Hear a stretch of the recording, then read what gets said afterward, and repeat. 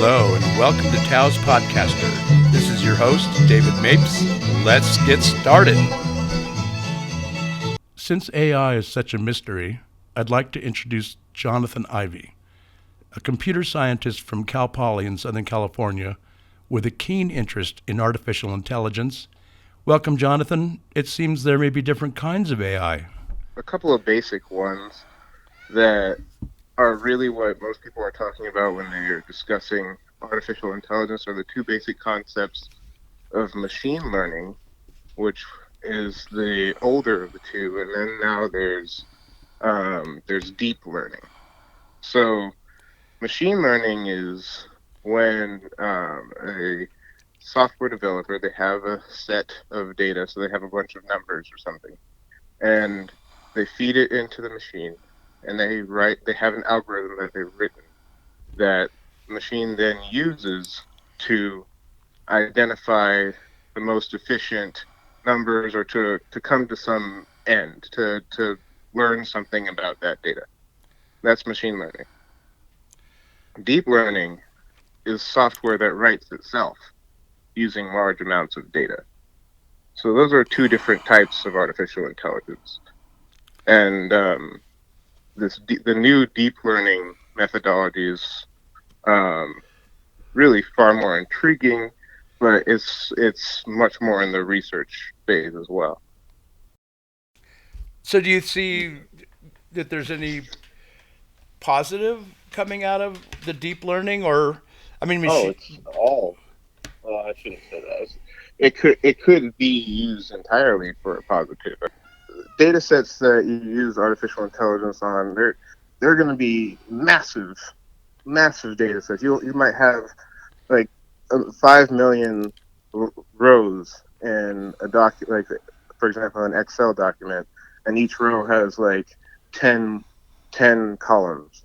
There's no way a human could could analyze that, and there's no way you could just use Excel, the basic Excel, to like put it into a chart and it'll give you any sort of accurate result, because that's far beyond the limits of Excel.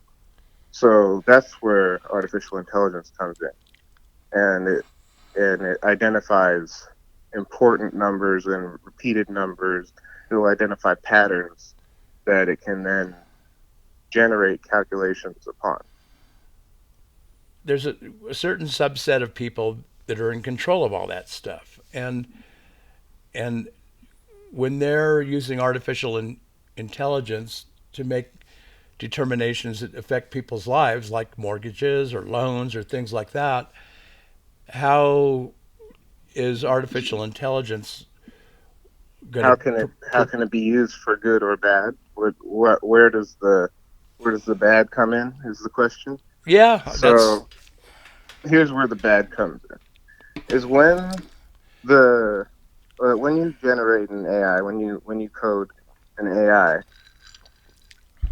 what it's doing is it's repeatedly taking in the data and then applying weights to the algorithms that it's making. So, for example, it'll say one algorithm, one um, equation is more important than another equation. So it'll multiply that one by two. What the coders can do is their biases can come in to the initial equations that they write. They could not account for certain factors when it comes to, for example, real estate, for zoning in a city for real estate or something like that.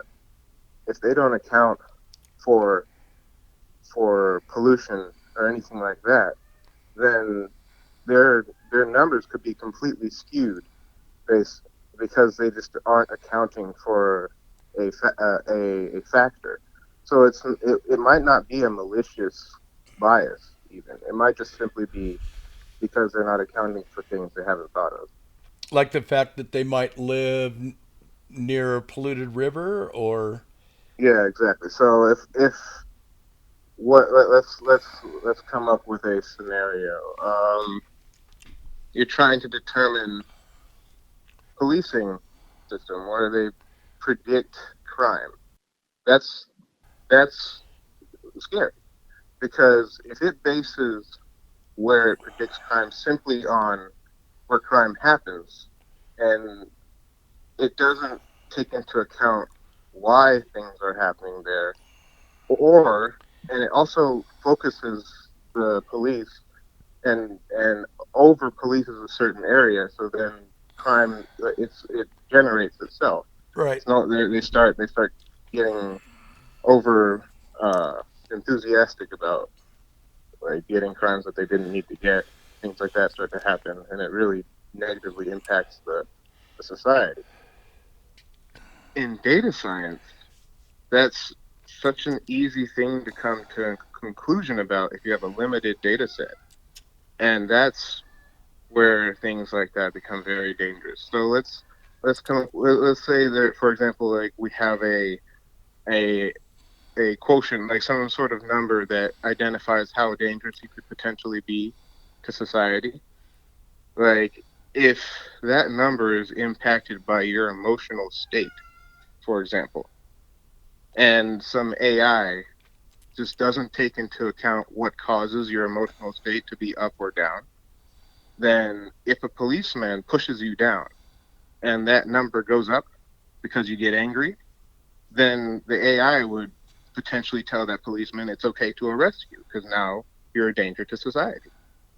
You see what I'm saying? You see Yeah. how that gets very dangerous? Yep.